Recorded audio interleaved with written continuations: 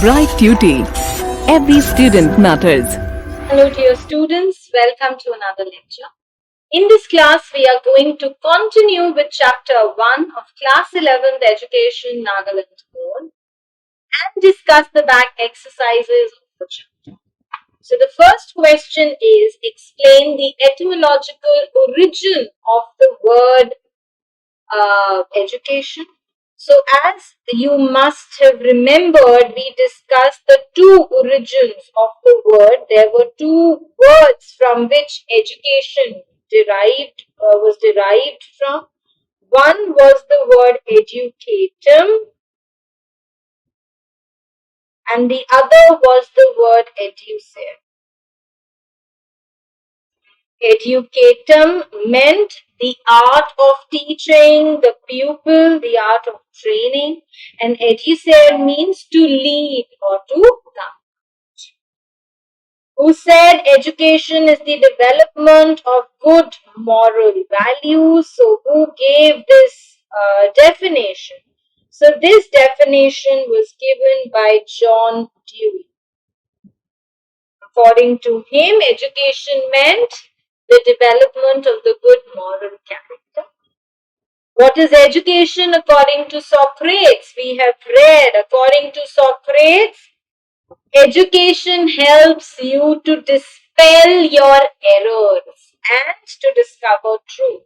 He talked about how with the help of education you can learn the difference between what is right, what is wrong, correct, incorrect, good.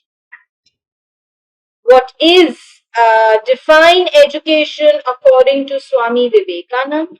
So as we have read, he was one of the most important Indian philosophers. He was a saint, he was a reformer, he was a thinker. He defined education as the manifestation of perfection, which is already there in the man. So that means learning or rediscovering what is there inside you already.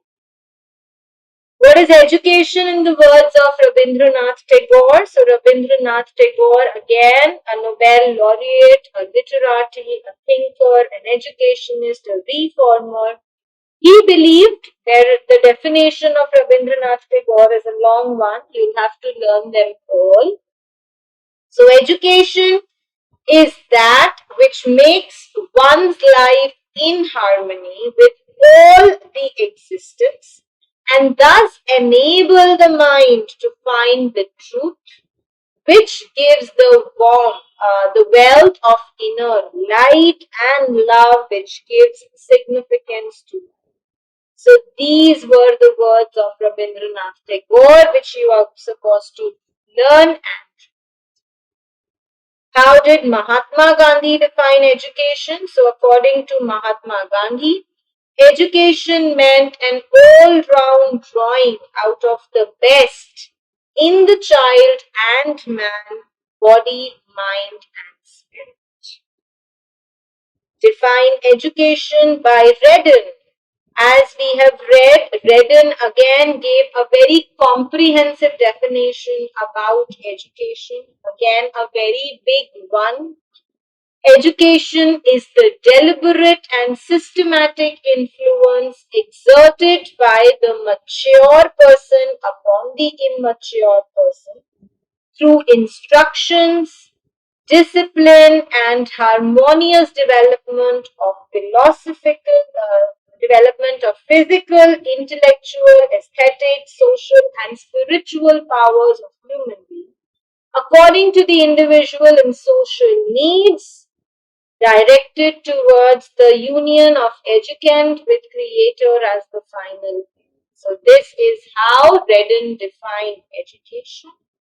Then it says define education according to Drever. So according to Drever, education can be defined as a process by which the knowledge, character and behavior of the child are shaped and molded. What are the theories of the West on the role of teacher? Remember, there were three theories that we learned about, the theories of the West that they believed in. They were, one that they believed in Taba Rasala, then there was Taba Jug, and there was pottery. So these were the three theories. You have to describe them.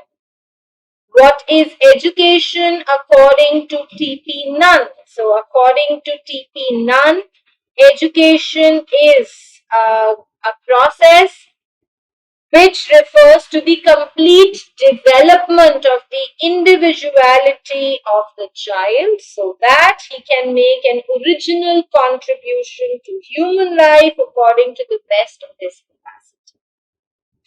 What are the four synonyms of education that we have learned? The synonyms of education, there was Gyan, there was Vidya, there was Shiksha, and there was pedagogy. So these are the synonyms. According to whom is education a tripolar process? So according to John Dewey, education is a tripolar process. And what are the three poles? Remember the triangle, teacher, the society or the curriculum, and the people. These are the three poles. Compare and contrast the narrow and the broad meaning. We have discussed at length that in the narrower definition of education, it is only the schooling, coming to school, getting the knowledge from the school, going back home, appearing for the exam, getting yourself a degree, a diploma, a certificate. While the broader meaning of education talks about experiences and developments that help you to grow and become a better being. Education is science and art at the same time. Justify. There is this entire justification given in the book. It is the science because yes, it talks about learning the different principles of art, science, arithmetic, literature. All these things are very well, or these things are very much necessary when you want to be an educator. But at the same time, imparting education is an art. In order to impart education, you need to understand the child, you have to understand the ideologies and therefore deliver in the same manner. So it is both an art and science. Differentiate between educated and literate. Literate is just the capability or the ability of a person to read and write and do basic arithmetic, while education talks about a broader perspective about the all-round development of the person, intellectual, spiritual, moral, social, physical, mental. Explain education is a process of individual adjustment. As we have talked about in the entire chapter, the importance of society, the role that society plays in educating the person. Therefore, without adjustment, without the possibility of adjusting in conformity to the society, you cannot expect yourself to grow. And therefore, you have to describe how the society plays such an important role in transpiring education further. What is meant by education is a lifelong process. So education is a lifelong process simply means that education begins with the birth of a person and goes on until the person dies. Every stage there are multiple experiences and every experience teaches us something. So education is something that can be derived at every stage of our life. With experiences we grow and we develop. Explain education is a dynamic process. We've discussed all these features of education. So it is dynamic.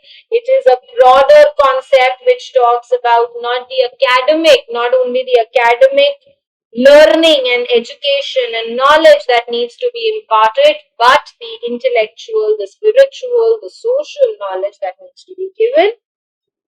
Justify the statement, literacy is not the end of education, it is the beginning of it. So being literate, just having the knowledge of how to read and write does not mean you are educated. They have given the example also in the book that an educated wife can have an illiterate, somebody who is educated can be illiterate, while somebody who is literate can be uneducated.